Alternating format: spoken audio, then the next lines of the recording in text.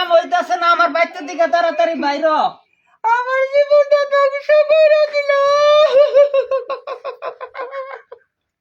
তোর কাম দায় কাম হবো না কই।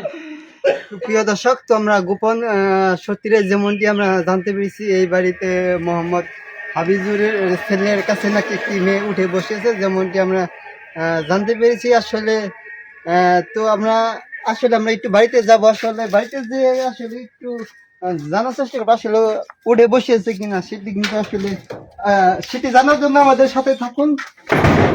তো এই মুহূর্তে আপনার কাছে জানার চেষ্টা করবো, আপনি কি এই এলাকারই নাকি?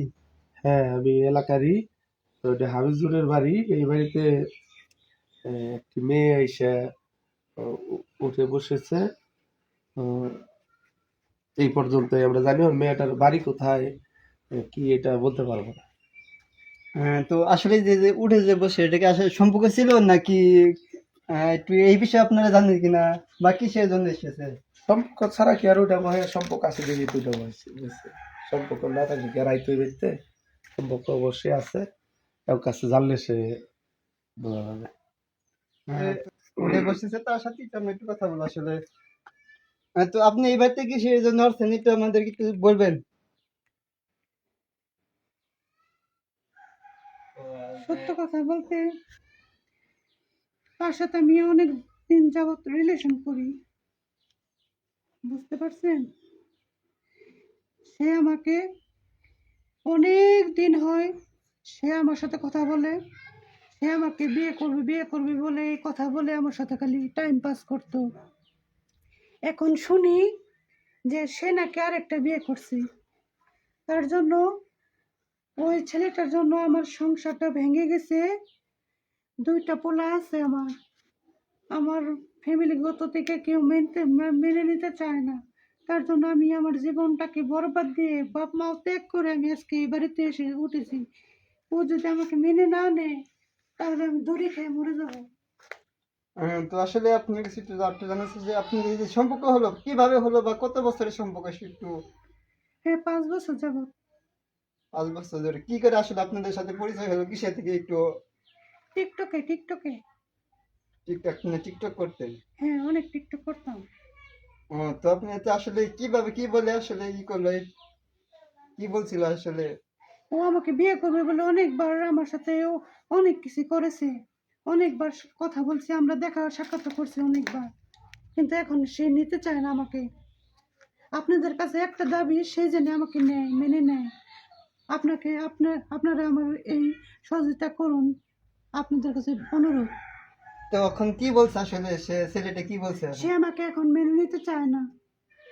কি বলে আজকে বিয়ে করছে বলে দেখেন নাকি কিসের কারণে মেনে নেয় না? সে আমাকে এখন চিনেই না।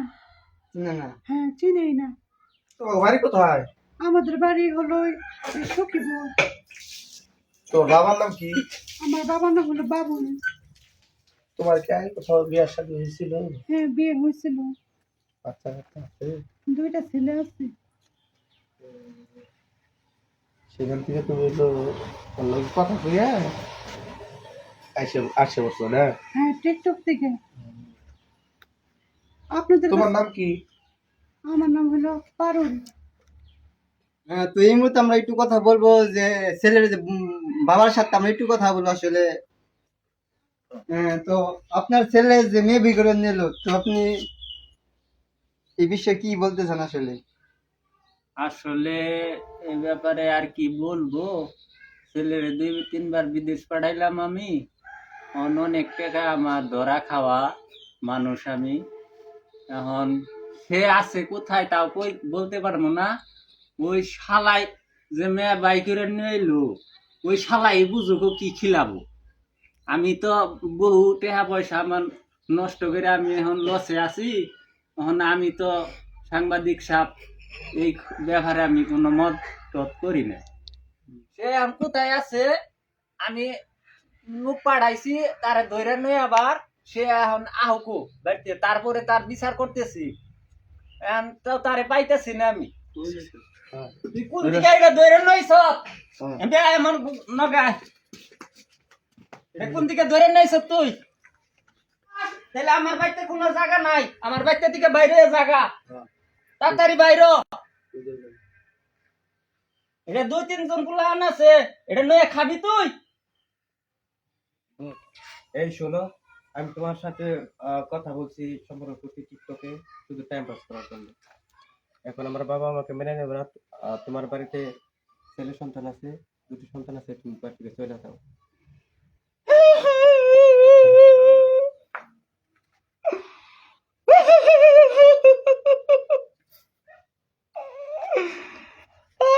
কাললে কাম হইতাছে না, আমার বাড়িতে দিকে তাড়াতাড়ি বাইরে।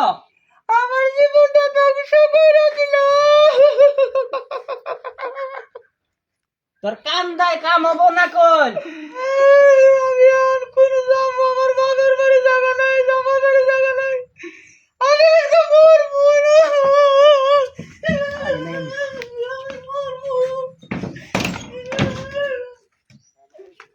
থাইকে গেছি, ওটা খুলো, আর দিও না। তোমার নিকে যা করার করতাছি আমি। খুলো খুলো খুলো খুলো, কি কর? তোর নিকে এখন এই অবস্থা হইছে। থাইকে গেছি, খুলো খুলো, দেখি কি করম যায় তোমার নিকে। এইটুকুই না? আচ্ছা বা মানে নাও, 2 বিয়ে হয়েছে, আমি 2 বউ নিয়ে থাকি।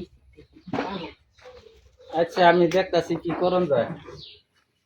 খুলো খুলো খুলো, কাইন্দ না, আমি মাইনা নিছি। আহো আও,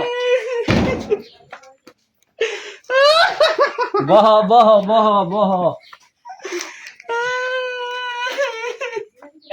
কাইন্দ না থাইকো থাইকো থাইকো।